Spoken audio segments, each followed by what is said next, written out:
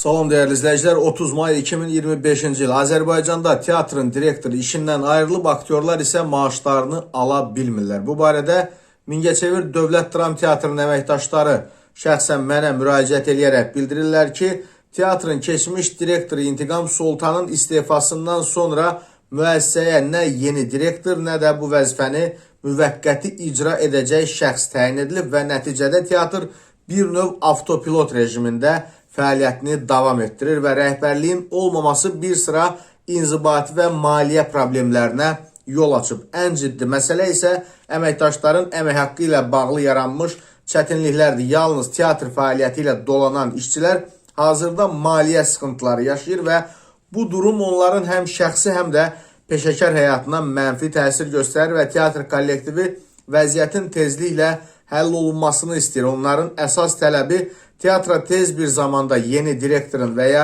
direktor vəzifəsinin müvəqqəti icra edəcək məsul şəxsin təyin edilməsidir. Əməkdaşlar hesab edirlər ki, bu addım həm idarəetmədə sabitlik yaradacaq, həm də teatrın gələcək fəaliyyəti üçün vacib zəmin formalaşdıracaq. Buradan mən də müraciət edirəm Mədəniyyət Nazirinə. İndi direktoru nə vaxt istəsəz təyin edə bilərsiniz. Zaten bir sıra mədəniyyət ocaqlarına təyin olunan direktorların sonraki fəaliyyəti heç də xoşa gələn deyil. Amma heç olmasa bu cəmaatın maaşını verin, balalarını dolansınlar. Qarşıdan da yay tətili gəlir.